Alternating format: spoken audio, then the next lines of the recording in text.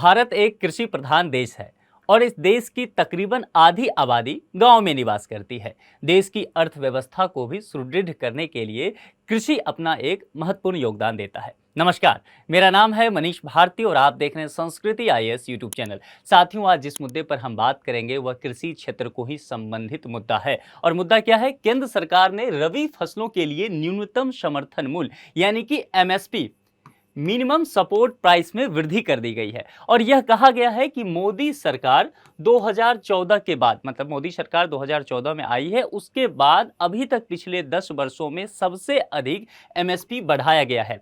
इसके बावजूद यह बताया गया है कि कुछ किसान संगठन इसको लेकर के नाराजगी जाहिर कर रहे हैं। यहाँ 2-3 बातें मैं पहले क्लियर कर दूं। रबी फसलों की चर्चा हमने की है। रबी फसल कहने का मतलब गेहूं, मोटे तौर पर अगर कहें तो गेहूं की अनाज हो गया। आगे हम इस पर और डिटेल से आपको बताएंगे। और रबी फसल की अगर मैं बुआई की बात करूं तो यह अक्टूबर से नवंबर का महीना होता है, जो कि अभी चल रहा है। ठीक है, अक्टूबर का महीना अभी चल रहा है, तो अक्टूबर से नवंबर का महीना हो जाएगा। और इसकी कटाई की बात करूं तो यह मार्च से अप्रैल का समय होगा। यह मैं क्यों बताना चाह रहा हूं? क्योंकि मैं इससे कुछ बातें आपको समझाना चाह रहा हूं। यहां पर देखिए, अक्टूबर का महीना है और सरकार ने अभी अभी एमएसपी की घोषणा की और इसे एमएसपी को बढ़ा दिया है।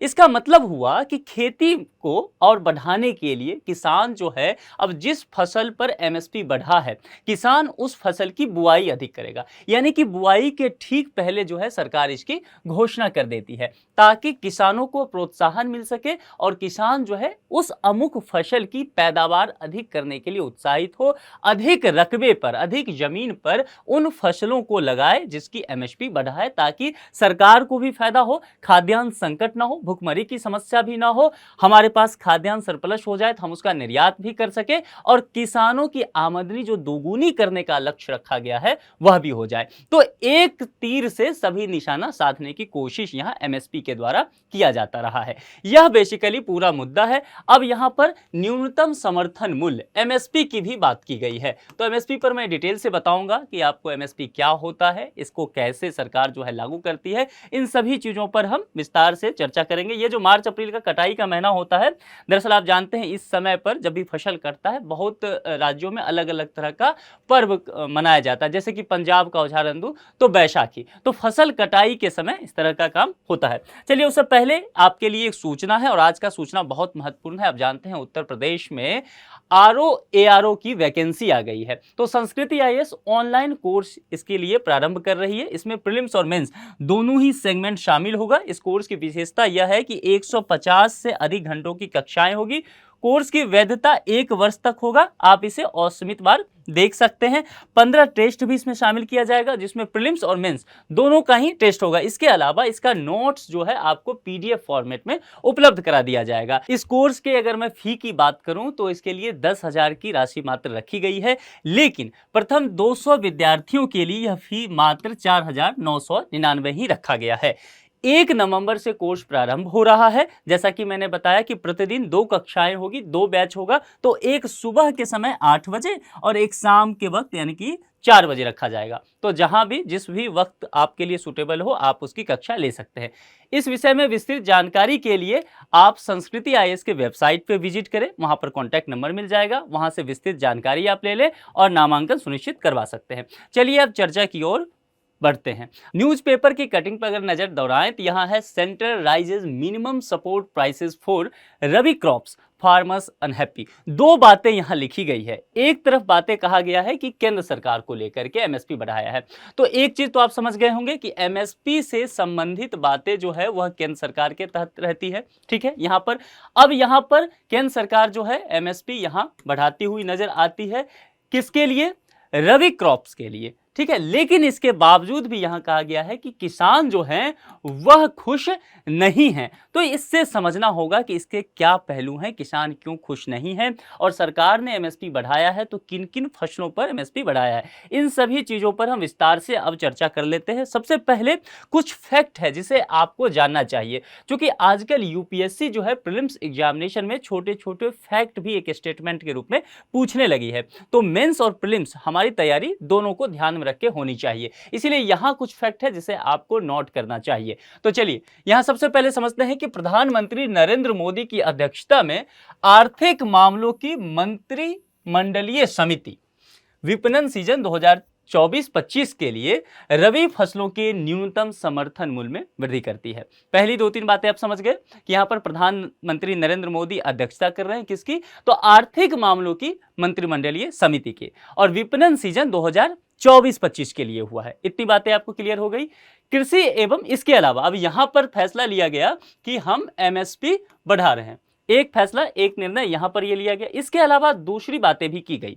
दूसरी बातें यह है कि कृषि एवं किसान कल्याण मंत्रालय ने वर्ष 2022-23 यानी कि पिछले वर्ष की बात की जा रही है, 22-23 के लिए मुख्य फसलों के उत्पादन के अंतिम अनुमान जारी कर दिए हैं।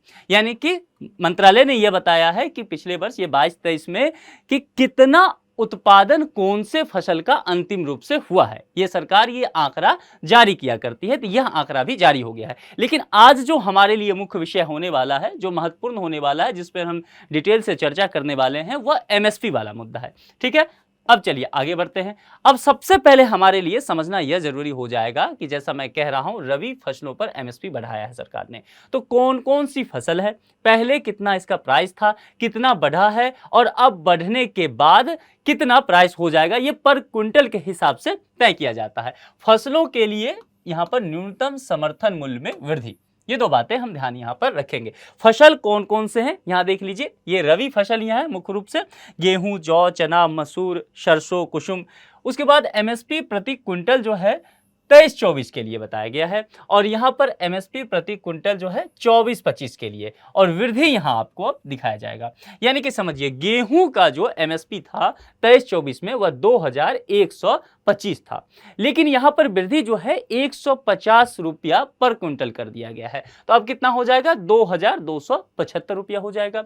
अब यह जो वृद्धि किया गया है, यह बताया गया है कि 2014 के बाद अब तक की सबसे बड़ी एमएसपी पर उछाल देखने को मिला है। इसकी वजह यह एक हो सकता है, बता रहे हैं जो अर्थव्यवस्था के विशेषज्ञ हैं, उनका यह कहना है कि यह एक वजह है कि कई राज्यों में अभी हाल ही में चुनाव होने वाला है 1-2 महीने में, और इसके अलावा आने वाले अभी 5-6 महीने बाद जो है आम चुनाव लोकसभा का होने वाला है। तो इसकी भी एक वजह बताई जा रही है। सरकार जाहिर सी बात यह कह रही है कि किसानों को समर्थन देने के लिए, जैसा मैंने पहले ही कहा था कि रबी फसल की बुआई का वक्त है, तो उस वक्त आप एमएसपी दे दीजिए ताकि किसान को पता चल जाए कि कौन सी फसल की अधिक पैदावार करने पर उसको फायदा मिल सकता है। यहां पर यह बात की गई। जौ का इसी तरह से पर क्विंटल अगर आप देखेंगे तो 115 रुपया जो है वह एमएसपी बढ़ता है। इसी तरह से चना पर 105 रुपया पर क्विंटल, मसूर, सरसों और कुसुम पे इधर देखेंगे तो यहां पर 424, 200 और 150 पर क्विंटल। यहां आपको ग्राफ दिख रहा होगा। एक तो का आपको ध्यान रखना है, यह आपके लिए बहुत जरूरी, यूपीएससी के लिहाज से यह नहीं होने वाला है। यह यूपीएससी कभी नहीं पूछेगी कि इतना में आप बताइए कि 24-25 में गेहूं पर कितने रुपये की वृद्धि हुई थी, यह नहीं कभी यूपीएससी आपसे पूछने वाली है। लेकिन फिर भी आपको जानकारी होना चाहिए, क्योंकि अगर आप डेटा नहीं जानेंगे तो इसका एनालिसिस करना आप नहीं सीख पाएंगे, आपके लिए समझ नहीं आएगा कि आगे इस पर बात कैसे करें। इसीलिए हमने इस पर चर्चा कर लिया। आप चाहें तो स्क्रीनशॉट लेकर के रख लीजिए, या अपने नोट्स में भी आप लिख सकते हैं, ताकि आप यह समझ पाएं कभी एमएसपी का खेल कि किस तरह से ये चीजें होता है। अब आगे बढ़ते हैं। जैसा कि मैंने पहले कहा था कि हमारे लिए जानना सबसे महत्वपूर्ण क्या होगा, एमएसपी है ना, न्यूनतम समर्थन मूल्य, मिनिमम सपोर्ट प्राइस इसे कहा जाता है। अब इसे समझते हैं कि यह है क्या। देखिए, सरकार द्वारा किसानों को फसल के लिए दी जाने वाली न्यूनतम मूल्य की गारंटी देता है एमएसपी। यानी कि सरकार जो है किसानों से कहती है कि अगर आप गेहूं की पैदावार इस बार करते हैं तो हम जो खरीदेंगे आपसे वह कम से कम 1 क्विंटल जो है कम से कम कितने रुपए पे खरीदेंगे, 2275 पर। ध्यान देना है, न्यूनतम समर्थन मूल्य, मिनिमम सपोर्ट प्राइस कहा गया है। ध्यान है आपको कि कम से कम इतना पे तो हम खरीद ही लेंगे, 2275 रुपया पर क्विंटल तो आपको हम दे ही देंगे। इसके अलावा भी यहां पर रेट जो है बढ़ सकता है। अब इसके अलावा रेट कैसे बढ़ता है बाजार में, अर्थव्यवस्था पर, तो मांग और सप्लाई के आधार पर कि डिमांड क्या है, सप्लाई कितना चल रहा है। बाजार आधारित चीजों पर मान लीजिए यह संभव है कि गेहूं की जो है पैदावार बहुत कम हो जाए, ऐसा भी हो सकता है किसी वजह से, और मांग तो बना रहेगा, तो यह आपको 3000 पर क्विंटल हो सकता है, यह तो संभव है ही। तो कहने का तात्पर्य है कि इतना तो हम आपको सपोर्ट प्राइस दे ही देंगे, यही बात कहा गया है। यानी कि फसल लागत जो होता है उसका 1.5 गुना से अधिक दिया जाता है एमएसपी।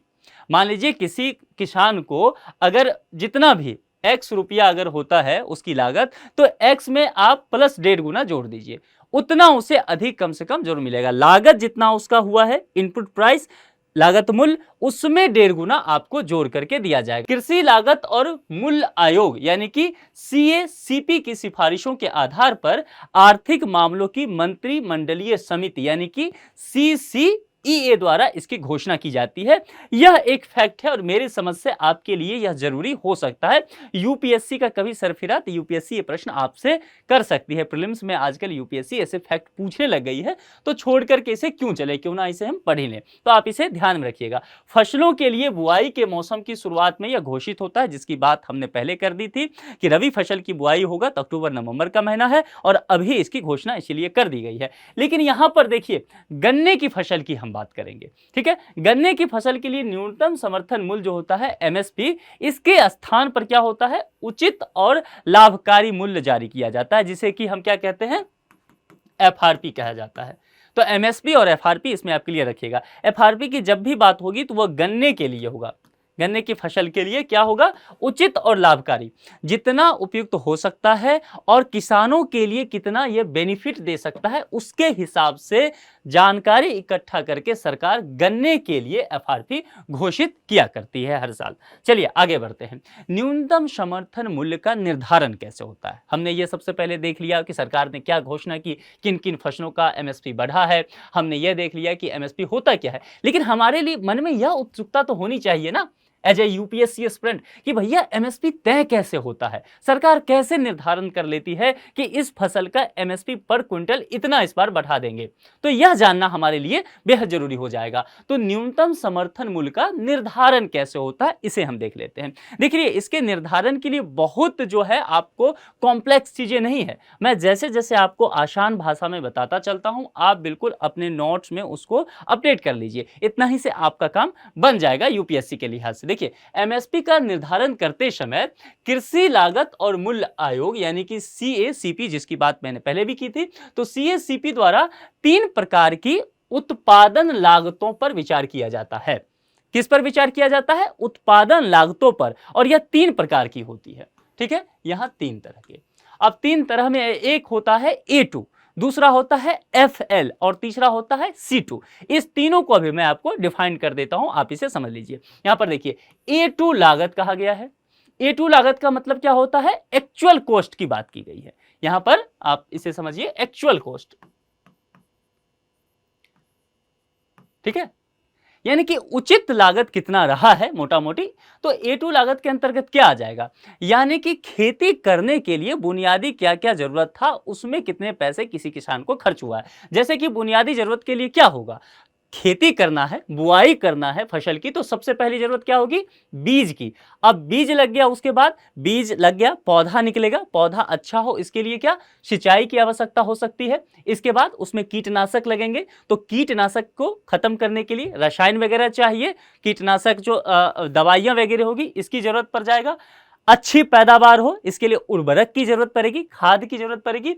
इसके अलावा मान लीजिए बड़ा किसी के पास रकबा है, गेहूं की अधिक फसल है, तो अकेले व्यक्ति तो खेती करेगा नहीं, परिवार में 4-5 लोग हैं, उनसे तो पूरा होगा नहीं। मशीन कितना इस्तेमाल कर रहा है भारत के किसान, आप समझ ही रहे हैं कि हमारे यहाँ कृषि में मशीनीकरण बहुत अधिक नहीं है। तो किसान क्या करेगा, भारे पर श्रम लाएगा, कुछ लेबर लाएगा, अगर मशीन वगैरह का उपयोग कर रहा है तो ईंधन लाएगा, सिंचाई भी हो रहा है तो वह ईंधन से होगा। इन सभी चीजों के लिए क्या करेगा, किसान को क्या करना पड़ेगा, भुगतान करना पड़ेगा, ठीक है, पेमेंट तो करना ही पड़ेगा। इसके ये एकदम कह सकते हैं कि आधारभूत भुगतान है, इसके बिना खेती नहीं हो सकती है, ठीक है। तो ये बेसिक बातें हैं। अब इसको वो भुगतान करेगा। अच्छा, भुगतान किस माध्यम से करेगा, वह नगद में भी करेगा या वस्तु में भी कर सकता है, ये ध्यान देना है। ग्रामीण अर्थव्यवस्था में वस्तु विनिमय प्रणाली आपने पढ़ा होगा। वस्तु विनिमय प्रणाली में क्या होता था कि होता था, आप शायद गांव में अगर रहे हो, मेरा तो अपना व्यक्तिगत अनुभव रहा है, गांव में अगर खरीदारी करने जाएंगे तो कोई आइसक्रीम वाला आया मान लीजिए, अब आपको उससे आइसक्रीम लेना है, आपके पास पैसे नहीं है, तो वो कहेगा आप हमें अनाज दे दीजिए, ठीक है। अब अनाज वो ले लेगा आपसे और उसके बदले आपको क्या देगा, आइसक्रीम दे देगा। वो तय करके रखता है कि कितने, 1 केजी अनाज पे 1 आइसक्रीम दे देगा। इस तरह से वो कॉस्ट निकाल लेता है। तो यहाँ पर किसानों के द्वारा कई बार क्या होता है कि नगद में दिया जाता है या वस्तु भी दिया जाता है, आदान प्रदान कर लिया जाता है। इन सभी का कॉस्ट निकाल करके A2 लागत होता है, यानी कि एक्चुअल कॉस्ट हो गया। ये मामला बिल्कुल समझ में आ गया आपको, एकदम क्लियर हो जाइए। आज के इस लेक्चर के बाद MSP पर कुछ चीजें आपसे छूट ना जाए, क्योंकि यह बहुत इंपॉर्टेंट मुद्दा इकोनॉमी का होता है, कृषि का सेगमेंट, और यह आपको ज्योग्राफी में भी काम आएगा। ठीक है, इसीलिए इसको अच्छे से समझ लीजिए। तो यहां पर A2 लागत हो गया आपका। अब आगे बढ़ते हैं। मैंने 3 प्रकार कहा था, 3 प्रकार क्या, उत्पादन लागतों की बात की थी। पहला A2 लागत हो गया। दूसरा मैंने कहा FL यानी कि फैमिली लेबर की बात किया यहां पर। और जब भी हम FL की बात करेंगे तो उसमें दोनों चीज आ जाएगा, एक तो फैमिली लेबर आएगा और प्लस आप उसमें A2 भी जोड़ दीजिए। पहला जो एक्चुअल कॉस्ट है उसे भी आप उसमें ऐड कर दीजिए। अभी मैं आपको बताऊंगा कि जब भी कोई नया वाला आप लेंगे लागत, उसमें पुराना लागत, पिछला लागत जो है वह ऐड होता चलेगा। अभी आपको समझ में आ जाएगा ये चीजें। तो देखिए यहां पर हमने किया क्या कि FL हम निकालते हैं। अब FL मैंने कहा फैमिली लेबर होगा और इसमें हम A2 भी जोड़ देते हैं, यानी कि पिछला वाला भी यहां ला करके जोड़ दिए। तो A2 में क्या क्या चीज था, बीज था, उर्वरक था, रसायन था, सिंचाई की बातें थी। ये सभी चीजें हम इसमें जोड़ेंगे FL में। मतलब ये पुरानी चीजें, क्योंकि खेती आगे 3 चरण में बढ़ रहा है, इसको इस हिसाब से भी समझना है कि पहले यहां पर A2 लागत लगा, बीज में, खाद में, उर्वरक में, सिंचाई में, ये सब पैसा तो है ही, प्लस यहां पर FL हुआ, फैमिली लेबर। और ये फैमिली लेबर क्या हुआ कि अवैतनिक हो गया, पारिवारिक श्रम। इसको वेतन नहीं मिल रहा है। घर के 5 लोग हैं, मम्मी हैं, पापा हैं, भाई हैं, बहन है, सब मिलके खेतों में काम कर रहे हैं, अपने खेतों में काम कर रहे हैं। पैसा तो उनको मिल नहीं रहा, लेकिन खेत में काम तो कर रहे हैं। यदि आप कहीं जॉब करने जाएंगे, आप UPSC क्वालिफाई करके IAS बनेंगे, आपको उसके लिए वेतन देगी सरकार, तभी तो आप काम करेंगे। लेकिन ये लोग जो अपने खेतों में काम कर रहे हैं, क्या इनको वेतन मिल रहा है अपने खेत में काम करने का? नहीं मिल रहा है। इसीलिए यह पारिवारिक श्रम है और यह कैसा है, अवैतनिक है, अनपेड है ये। ठीक है, तो यहां पर इसको भी इसमें शामिल किया जाएगा। अच्छा, ये सोचना है कि ये पारिवारिक एक तरह से श्रम हो गया, तो पारिवारिक श्रम जो है अवैतनिक है, क्या इसका सटीक अनुमान लगा पाएगा सरकार? यह अनुमानित दर होगा। यानी कि मान लीजिए आप UPSC क्वालिफाई करके IAS बनेंगे तो आपका फिक्स सैलरी हो जाएगा कि इतने लाख रुपया पर मंथ आपके अकाउंट में सरकार देगी, तो फिक्स हो गया। लेकिन यहां पे तो नहीं होगा, किसी किसान का अलग हो सकता है, किसी किसान का अलग हो सकता है, रकबा, भूमि, फसल, विभिन्न परिस्थितियों पर यह निर्भर करेगा। तो यहां समझना है कि यह जो होगा वह अनुमानित होगा, एक तरह से अनुमान लगाया जाएगा कि कितना रकम हो सकता है, तो इसको शामिल करते हुए FL निकाला जाता है। तो दूसरा उत्पादन लागत आपको समझ में आ गया। अब तीसरे पर चलते हैं। सभी टर्म पिछला जुड़ता जाएगा जैसा मैंने कहा था। तो तीसरा मैंने कहा कि C2 लागत होगा। C2 लागत का कहने का मतलब है कॉम्प्रिहेंसिव कॉस्ट, यानी कि समग्र रूप से जितने भी लागत हैं उसको आप इकट्ठा कर दीजिए। ठीक है, अब इकट्ठा करने का मतलब क्या है कि A2 वाला जो लागत है उसको भी आप लेकर के आइए, यहां पर जो FL वाला मामला है उसको भी लेकर के आइए। इसीलिए इसका फॉर्मूला क्या हो जाएगा, A2 प्लस FL लागत, यानी कि पिछला भी आ जाएगा और इसके अलावा क्या आ जाएगा कि स्वामित्व वाली भूमि जो है और अचल संपत्ति, उसके लिए किराए तथा ब्याज को भी इसमें शामिल कर लिया जाएगा।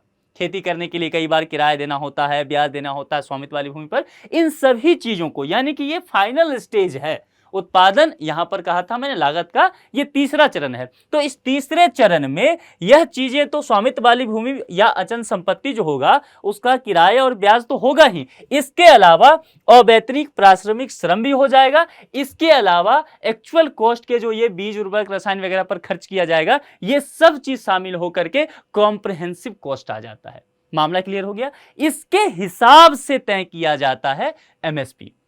समझ में आ गया ये सब सारी चीजें क्लियर से? अब इसे आगे बढ़ते हैं। आप चाहें तो इसका स्क्रीनशॉट ले लीजिए, या मैं कहूंगा कि आप इसे नोट कीजिए ताकि आपको चीजें अधिक से अधिक समझ में आए। हालांकि ये पूरा PDF जो है आपको संस्कृति IAS के टेलीग्राम चैनल पे उपलब्ध करा दिया जाएगा। और टेलीग्राम चैनल का लिंक कहां है, तो वीडियो के डिस्क्रिप्शन बॉक्स में देखिए, तो लिंक को चटकाइए, क्लिक कीजिए, पहुंच जाइए टेलीग्राम ग्रुप में, उसे ज्वाइन कर लीजिए और इस तरह के जितने भी PDF किसी भी फैकल्टी के मिलते हैं आपको वहां पर उपलब्ध करा दिए जाएंगे। आप नोट्स आसानी से उससे अपडेट कर सकते हैं। चलिए आगे बढ़ते हैं, कुछ बातों को और देखते हैं। न्यूनतम समर्थन मूल्य के संबंध में सिफारिशें तैयार करते समय CA सीपी, इसकी चर्चा हमने की है, द्वारा उत्पादन की लागतों के अतिरिक्त, अभी उत्पादन की लागत हमने 3 देखा था, है ना, हमने कहा था एमएसपी निर्धारण करने के लिए 3 प्रकार के उत्पादन लागत पर ध्यान देती है। कौन ध्यान देती है? सीएसीपी। तो इसके अलावा और कुछ कारकों पर भी ध्यान दिया जाता है, उन कारकों की चर्चा हम कर लेते हैं। देखिए उन कारकों में क्या है? इनपुट कीमतों में बदलाव। अब यहां पर यह हो सकता है कि किसी वजह से बीज का प्राइस बढ़ गया हो, उर्वरक का प्राइस बढ़ गया हो, यहां पर जो है सिंचाई जो है सूखा आ गया बहुत, तो सिंचाई अधिक चाहिए, पानी अधिक चाहिए फसल को, तो उस साल जो एमएसपी के लिए सरकार इस बात पर ध्यान देगी कि अच्छा अब फलाने जगह पर ये एमएसपी इस फसल के लिए सूखा आ गया था, तो इस तरह का काम करना पड़ेगा, थोड़ा सा ज्यादा वहां पर प्राइस चढ़ाना पड़ेगा। तो ये इनपुट कीमतों में बदलाव भी हो सकता है, ये ऊपर नीचे दोनों हो सकता है, ये ध्यान रखना है। बाजार की कीमतों के रुझान को भी देखा जाता है, ठीक है, कि मार्केट में डिमांड सप्लाई क्या है, उस आधार पर उस फसल का एमएसपी तय किया जाएगा। मांग और आपूर्ति मैंने पहले ही आपको समझ दिया है कि पूरा खेल जो इकोनॉमी का है ना, वो डिमांड और सप्लाई का है, ठीक है, तो उसके हिसाब से जो है मूल्य वह सरकारें भी एमएसपी तय करती है। अंतर फसल मूल्य समानता, अंतर फसल मूल्य समानता है कि एक फसल की एमएसपी यदि सरकार बढ़ाती है तो यह ध्यान रखती है कि दूसरी फसल की एमएसपी वह कितना बढ़ा रही है। ऐसा ना हो कि एक फसल की एमएसपी जो है वह 50 रुपये पर क्विंटल बढ़ा दे और यहां पर दूसरा फसल को जो है 500 पर क्विंटल कर दे, तो क्या होगा? किसान क्या करेगा? 50 रुपये वाला खेती ही नहीं करेगा, सभी 500 रुपये पर क्विंटल जो बढ़ा है उस फसल की खेती करना शुरू कर देंगे। इससे क्या होगा कि एक ही तरह की फसल की खेती सभी किसान करता हुआ नजर आएगा पूरा देश में। इससे क्या होगा? फसल का विविधतापूर्ण काम नहीं हो पाएगा। अगर गेहूं पर एमएसपी 500 बढ़ गया तो सभी गेहूं की पैदावार करेंगे, ठीक है, तो गेहूं की पैदावार सब करेंगे, तो जौ कहां से आएगा? चना, मसूर, सरसों, कुसुम कहां से आएगा? इसलिए सरकार इस बात का ध्यान देती है और सभी पर देखिए, अगर यहां पर आपको मैं उदाहरण दूं तो सरकार ने किया भी है 150, 115, 105, फिर यहां पर अगर देखेंगे मसूर, सरसों है, इस जगह पर यहां दाल में इस तरह का, मतलब अगर बढ़ता है तो ध्यान रखती है सरकार कि बहुत ऊपर नीचे यहां पर प्राइस ना हो जाए। इसी को अंतर फसल मूल्य समानता कहते हैं, यानी कि कृषि में विविधता बनी रही, इसके लिए यह काम सरकार एमएसपी में करती है। इस कारक पर भी सरकार एमएसपी बढ़ाते समय ध्यान देती है। बात समझ में आ गया? चलिए, औद्योगिक लागत संरचना पर प्रभाव क्या पड़ेगा, इस बात पर भी ध्यान दिया जाता है। इसके अलावा जीवन यापन की लागत पर क्या प्रभाव पड़ता है, क्वालिटी ऑफ लाइफ की बात आजकल हम सभी करते हैं, उस पर क्या प्रभाव पड़ेगा, उसके हिसाब से भी एमएसपी तय होता है। सामान्य मूल्य स्तर पर क्या प्रभाव पड़ेगा, अंतरराष्ट्रीय मूल्य स्थिति, हम 92 के बाद क्या है, ग्लोबल दुनिया में है, एलपीजी हो गया, उदारीकरण हो गया, निजीकरण हो गया, तो इसके बाद भौगोलिकरण हुआ, तो अब जो है अंतरराष्ट्रीय स्तर का प्रभाव जो है हमारे घरेलू स्तर पर पड़ेगा। तो जाहिर सी बात है कृषि कैसे उसे अधूरी रह जाएगी, तो अंतरराष्ट्रीय मूल्य स्थिति भी ध्यान में रखा जाता है। भुगतान की गई कीमतों और किसानों द्वारा प्राप्त कीमतों के बीच समानता को भी देखा जाता है। इन सभी चीजों पर गौर करते हुए सरकार जो है एमएसपी बढ़ाते समय उत्पादन के 3 कारक, उस पर ध्यान देने के अलावा इन विभिन्न कारकों पर भी सरकार ध्यान देती है। चलिए, यहां पर मैंने आपको कहा था शुरुआत में ही कि सरकार ने एमएसपी बढ़ाया। मैंने एक बात और कही थी कि 2014 में मोदी गवर्नमेंट जो आई थी उसके बाद अभी तक सबसे ज्यादा एमएसपी में यह वृद्धि किया गया है। इसके बावजूद किसान इससे नाराज हैं। कुछ किसान संगठन जो हैं उन्होंने इसका विरोध किया है, नाराजगी जाहिर की है।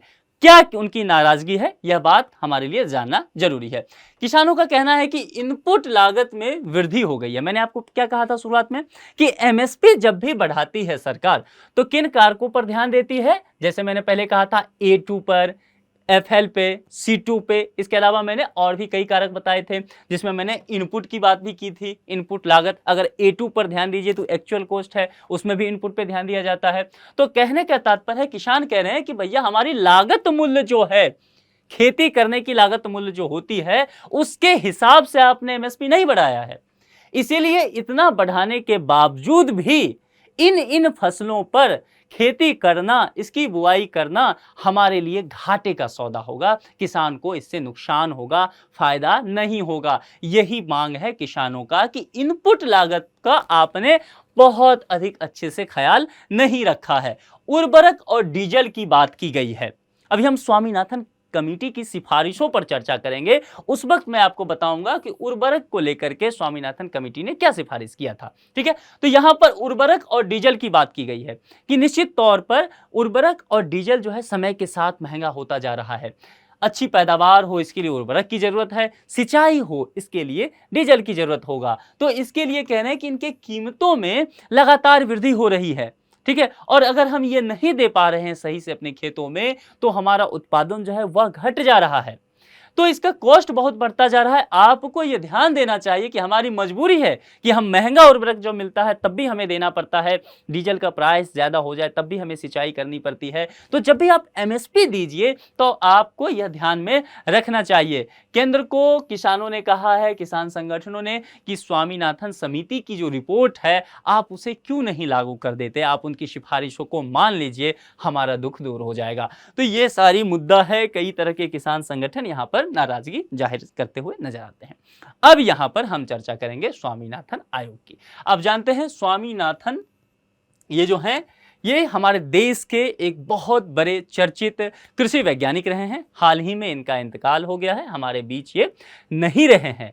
और ये समझिए कि ये देश के प्रथम प्रधानमंत्री से लेकर के अभी तक के सभी प्रधानमंत्री के साथ काम कर चुके हैं। तो हरित क्रांति का जनक भी इन्हें कहा जाता है। ठीक है, पंजाब, हरियाणा, हिमाचल के कुछ हिस्से में, राजस्थान के कुछ हिस्से में, वहां जो हरित क्रांति आई उस काम के लिए इन्हें ही श्रेय दिया जाता है। हाल ही में इनका इंतकाल हुआ है। इनके ही नेतृत्व में कुछ काम सरकार ने किया। क्या काम किया? तो राष्ट्रीय किसान आयोग जो है एमएस स्वामीनाथन की अध्यक्षता में इसका गठन किया गया था। अब राष्ट्रीय किसान आयोग है, शब्द है राष्ट्रीय, यानी कि देशव्यापी यह एक तरह से आयोग था, कमीशन था, जो किसानों की आमदनी कैसे बेहतर हो, उनका जीवन स्तर कैसे सुधरे, खेती के लिए क्या बेहतरी हो सकता है, इन सभी बातों पर विचार विमर्श करने के लिए तय किया गया था नवंबर 2004 में कि एक आयोग बन जाए और वह देखे कि किसान की क्या क्या जरूरत है। मोटे तौर पर यह बात समझ गए कि राष्ट्रीय किसान आयोग क्या किया करता है। नवंबर 2004 में आया, किनकी अध्यक्षता में? एमएस स्वामीनाथन साहब की अध्यक्षता में। इतनी बातें याद कर लेना, ये फैक्ट है। ठीक है, आगे बढ़ते हैं। और यहां पर फिर इन्होंने स्वामीनाथन साहब की अध्यक्षता में जो ये पूरी टीम था, यह कमीशन था, यह बहुत तरह की सिफारिशें सरकार को देती है कि आप ये अमुक अमुक काम करेंगे तो खेती में फायदा हो सकता है। कोई भी आयोग करता है, जिस आयोग को, जैसे मणिपुर के लिए कोई आयोग बनी, समिति बना, तो वह क्या किया, वहां जाकर के जांच वगैरह किया, सरकार को रिपोर्ट दिया। तो इसी तरह से यहाँ राष्ट्रीय किसान आयोग जो है सिफारिशों को बताती है। फसल उत्पादन मूल्य से 50% ज्यादा दाम किसानों को मिले। इनका यह कहना था कि जो भी फसल उत्पादन मूल्य है उससे 50% ज्यादा दाम किसानों को मिलना चाहिए। किसानों को अच्छी क्वालिटी के बीज जो है कम दामों में प्रदान किए जाएं। दो बातें यहां पर कही है इन्होंने। कहा है कि अच्छी क्वालिटी, बीज की क्वालिटी अच्छी होगी तो जाहिर सी बात है पैदावार अच्छा होगा, तो बीज की क्वालिटी अच्छा होगा तो दाम भी तो अच्छा देना पड़ेगा। आप ब्रांडेड कपड़ा पहनते हैं तो जाहिर सी बात है उसका प्राइस ज्यादा हो जाता है, और लोकल जो ठेले पे मिलता रहता है वो पहनते हैं 100-200 में आ जाता है टी शर्ट शर्ट, तो उसका प्राइस भी कम होता है। तो इनका ये कहना है कि नहीं, क्वालिटी के साथ यहाँ पर आप कोई समझौता नहीं कीजिए, अच्छी क्वालिटी का बीज मिले, क्योंकि किसान की खेती का सवाल है। लेकिन किसान के पास बहुत आमदनी नहीं है, बहुत पैसा नहीं है, तो उस किसान के बटुए का ख्याल रखिए जनाब, और उस बटुए का ख्याल करते हुए कम दामों पे अच्छी क्वालिटी का बीज दीजिए। किसानों के हित की बात कर रहे हैं। गांव में किसानों की मदद के लिए विलेज नॉलेज सेंटर या फिर ज्ञान चौपाल बनाइए। किसान को यह जानकारी ही नहीं है, जागरूकता ही नहीं है कि मिट्टी की कैसे जांच कराएं, कहां पे जाकर के जांच कराएं, किस मिट्टी में कौन सी फसल लगेगी, सिंचाई कितनी बार की जानी चाहिए, किस क्वालिटी का बीज वहां पर हम छिड़काव करें, या फिर आप कह सकते हैं उर्वरक कब देना चाहिए। यानी कि कहने का मतलब है कृषि से संबंधित वैज्ञानिक जानकारी नहीं है, परंपरागत तौर तरीके से खेती करते आ रहे हैं। तो जाहिर सी बात है खेती अच्छी कैसे होगी? समय के साथ आप जानते हैं क्लाइमेट चेंज हो रहा है, पर्यावरण में तरह तरह की समस्याएं आ रही है, तो जाहिर सी बात है आपको वैज्ञानिक गतिविधियों का इस्तेमाल करते हुए कृषि का काम करना पड़ेगा। तो यही बात ये कह रहे हैं कि यहाँ पर विलेज नॉलेज सेंटर होना चाहिए या फिर ज्ञान चौपाल होना चाहिए, ताकि किसानों की जागरूकता बढ़ सके, कृषि से संबंधित उन्हें ज्ञान मिल सके। देखिए इन्हीं सब चीज़ों का ध्यान रखते हुए भारत सरकार ने प्रसार भारती या दूरदर्शन सब देखते होंगे, रेडियो पे किसानों से संबंधित कई कार्यक्रम चलाए जाते रहते हैं ताकि किसानों को इसका फायदा मिल सके। महिला किसानों के लिए किसान क्रेडिट कार्ड देने की इन्होंने बात की है। भारत की कृषि के लिए आपको एक होमवर्क भी देता हूं कि कहा जाता रहा है पिछले कुछ वर्षों में कि कृषि का महिलाकरण हो गया है। ठीक है, तो इसका कहने का क्या तात्पर्य है यह मैं आज नहीं बताऊंगा, किसी लेक्चर में चर्चा करेंगे। आप कमेंट बॉक्स में लिखिए कि यहां पर क्यों कहा जा रहा है कृषि का महिलाकरण हुआ है, और साथ ही आप इस बात पे ध्यान चर्चा करके बताइए कि कृषि का महिलाकरण होना क्या कृषि के लिए बेहतर है या बुरा है। यह भी बताइए कि महिलाओं के लिहाज से कैसा है, महिलाओं के लिए अच्छा है या महिला सशक्तिकरण का एक कारण है महिला किसानों का मतलब खेती में आ जाना। ठीक है, तो अब ये आपको मेंस का एक टॉपिक हो गया। आप चाहें तो कमेंट बॉक्स में लिख करके जरूर बताएं ताकि मैं समझ पाऊं कि आपका विचार इस पर क्या है। इनके लिए इन्होंने कहा कि किसान क्रेडिट कार्ड आप जारी कीजिए। इससे क्या होगा कि महिलाओं के लिए उत्साह बढ़ता रहेगा, क्योंकि ये जानते थे कि खेती बाड़ी में महिलाओं की संख्या लगातार बढ़ती चली जा रही है। तो इन्होंने किसान क्रेडिट कार्ड की बात महिलाओं के लिए की थी। इसके अलावा किसानों के लिए कृषि जोखिम फंड भी होना चाहिए, क्योंकि किसानों का जो फसल होता है ना, किसानों की जो लेबोरेटरी होती है वह क्या होता है, खुले आसमान में होता है। ठीक है, उसे झंझावात, चक्रवात, बारिश, तूफान सब झेलना होता है। किसी साइंटिस्ट की लेबोरेटरी कहाँ होगी, बंद कमरे में होगा, बाहर के टेम्परेचर से, बाहर की चीज़ों से प्रभाव उस पर नहीं पड़ रहा है। लेकिन किसान की पूरी जो पैदावार होती है वो तो खुले खेतों में है। वो रात को सोया कि चलो कल फसल काटेंगे, और रात में ही पता चला कि बहुत तेज तूफान आ गया, पूरी फसल बर्बाद हो गई। तो किसानों के लिए इन सब चीज़ों से जूझना पड़ता है खेती बाड़ी से। इसीलिए उन्होंने कहा कि कृषि के लिए आप एक काम कीजिए, एक जोखिम फंड बनाइए। और यह जोखिम फंड क्यों होगा, तो प्राकृतिक आपदाओं जो आती है उससे जो नुकसान होता है तो किसानों को इससे मदद की जा सके। अब देश में जानते हैं कि किसान कितने ज़्यादा आत्महत्या कर रहे हैं, खास करके आप देखेंगे जो महाराष्ट्र वाला हिस्सा है वहाँ इस तरह की खबरें बहुत ज़्यादा आती है। तो किसी भी देश के लिए वहाँ के जो अन्नदाता हैं वह यदि इस तरह के कदम उठाते हैं तो निश्चित तौर पर पूरे देशवासियों के लिए भी और वहाँ के नीति निर्माताओं के लिए भी, वहाँ के प्रशासक के लिए भी यह बेहद चिंता का विषय है। इस पर विचार करना चाहिए। तो इसलिए इन सब चीज़ों की बातें की गई है। फसल बीमा की सुविधा देने की बात की है, जैसे कि आप हेल्थ इंश्योरेंस करते हैं, आप बाइक लेते हैं ना, आप उसका भी इंश्योरेंस करते हैं, मोबाइल वगैरह का भी शायद होता है, होगा महंगे फ़ोन का पता नहीं। तो आजकल लोग हर चीज़ का इंश्योरेंस कर रहे हैं। तो इन्होंने कहा कि जब आप इन सब चीज़ों का इंश्योरेंस करते हैं जनाब, तो फसल बीमा तो कीजिए कम से कम। अगर हेल्थ बीमा करते हैं, आपका स्वास्थ्य खराब हो गया तो वो कंपनी इतने पैसे आपको देगी, आपके स्वास्थ्य लाभ उससे हो जाएगा। तो फसल खराब हुआ तो फसल बीमा की सुविधा दीजिए। इसमें उन्होंने दो बातें कही कि ये फसल बीमा जो हो वह क्या हो, पूरे देश में हो। इसका क्षेत्र जो है वह एक राज्य दो राज्य की नहीं, यहाँ ज़्यादा प्राकृतिक आपदा आता है, चलो पहाड़ी राज्य है उत्तराखंड हिमाचल कश्मीर बर्फबारी होता है, यहाँ दे देते हैं फसल बीमा, नहीं, आप पूरे देश में दीजिए। क्योंकि प्राकृतिक आपदाएं कहीं भी आ सकती है और देश भर में देखा ही जा रहा है, कहीं बाढ़ तो कहीं सूखा, कहीं भूस्खलन, तो इस तरह की चीजें हो रही है। तो उसका क्षेत्र पूरा देश बनाइए। साथ ही एक और बात इन्होंने कहा, हर फसल के लिए कीजिए ये फसल बीमा। ये नहीं कि सिर्फ गेहूं पे दे दिए या जौ पे दे दिए, बाजरा पे दे दिए, धान पे नहीं, हर फसल पे ये फसल बीमा की सुविधा आप दीजिए। खेती के लिए कर्ज की व्यवस्था देने की बात की। हम जैसे उद्योगपति को कर्ज देते हैं, स्टार्टअप के लिए कर्ज देते हैं, एमएसएमई के लिए सरकार आजकल बहुत कर्ज दे रही है। तो उन्होंने कहा आप किसानों को भी कर्ज दीजिए ताकि वो खेती जो है वह कर सके, पैदावार उनका अच्छा हो सके। गरीबी रेखा से नीचे रह रहे लोगों के लिए खाद्य सुरक्षा का इंतजाम करना बेहद महत्वपूर्ण है। आप जानते हैं हमारे देश में एक बड़ी तादाद जो है वह बिलो द पॉवर्टी लाइन रह रही है, तो उनके लिए खाद्य सुरक्षा जरूर होना चाहिए, भूखमरी की समस्या ना हो जाए, इस बात का ध्यान रखना है। ये सारी सिफारिशें जो है स्वामीनाथन आयोग ने सरकार से की थी। देखिए, जब भी कोई आयोग सिफारिश करती है तो जरूरी नहीं है सरकार उन सभी बातों को मान ले। आयोग को काम दिया जाता है कि आप देखिए, कई बार क्या होता है, कोई आयोग ना बहुत आदर्शवादी रवैया अपनाती है। अब सरकार के पास उतने संसाधन नहीं है, सरकार ये नहीं चाहती है कि हम जिद पकड़ के बैठे हैं कि हम काम नहीं करेंगे, आपकी सिफारिशों को लागू नहीं करेंगे। अगर लागू नहीं करना होता तो आयोग बनाते क्यों, जाहिर सी बात है बनाना चाहते थे। लेकिन भारत एक विकासशील देश है, हमारे पास बहुत संसाधन नहीं है, इसीलिए हम बहुत सारी चीजें नहीं एक साथ कर पा रहे हैं। जैसे जैसे समय बढ़ रहा है, हमारे अर्थव्यवस्था का विस्तार हो रहा है, हमारे पास तकनीक आ रहा है, पूंजी आ रहा है, इन्वेस्टमेंट बढ़ रहा है, बाजार का साइज बढ़ रहा है, हम समय के साथ जो है, जैसे कि आप ये देखते होंगे डीपीएसपी की हम बात करते हैं ना, हमारे संविधान के भाग 4 में इसकी वर्णन की गई है। तो राज्य जो है क्या करती है, नीति निर्देशक तत्वों को लागू करने के लिए बाध्यकारी नहीं होती है, जैसे जैसे सुविधा मिलता है अपने नागरिकों को देती है। तो इसी तरह की कुछ बातें आप यहाँ समझ लीजिए, सरकार समय समय पर इन सब चीज़ों को के लिए प्रावधान करते रहती है ताकि जो भी आयोग जो भी सिफारिश दी है उसके मैक्सिमम बातों को लागू किया जा सके। स्वामीनाथन आयोग के भी बहुत सारी बातों को सरकार लागू नहीं कर पाई है, ठीक है, और बहुत सारी बातें लागू भी कर दी है। किसान संगठन यही बात दरअसल कहते रहते हैं कि जनाब आप इतना क्यों नहीं कर देते कि स्वामीनाथन आयोग की सिफारिश आप लागू कर दीजिए, जो उन्होंने किसानों के हित के लिए बातें कही। तो यह बातें सरकार अभी तक लागू नहीं कर पाई है। देखते हैं आगे क्या होता है। इस विषय पर एक प्रश्न है और प्रश्न है प्रीलिम्स के स्तर का। जैसा कि आप जानते हैं कि मैं प्रश्न का जवाब नहीं दिया करता हूं, जवाब आप ही लोग देते हैं और अच्छा जवाब देते हैं। आप में से बहुत सारे लोग लॉजिक भी बताते हैं कि यह विकल्प सही है तो क्यों सही है, गलत है तो क्यों गलत है। मैं पढ़ते रहता हूं और मुझे बहुत अच्छा लगता है कि आपकी जो अध्ययन अध्यापन का कार्य है वह बेहद अच्छा चल रहा है। आज तो मैंने वो आप पूछा भी कि महिलाओं का कृषि में किस तरह से योगदान बढ़ रहा है, उस पर आपको चर्चा करने भी दिया है। देखते हैं कितने लोग उसका जवाब दे पाते हैं। स्वामीनाथन आयोग के संदर्भ में निम्नलिखित कथनों पर विचार कीजिए। स्वामीनाथन आयोग जो है चर्चा में रहेगा इस बार यूपीएससी में, एकदम मान के चलिए। इसकी दो वजह हैं। एक वजह स्वामीनाथन साहब का इंतकाल हाल ही में हुआ है।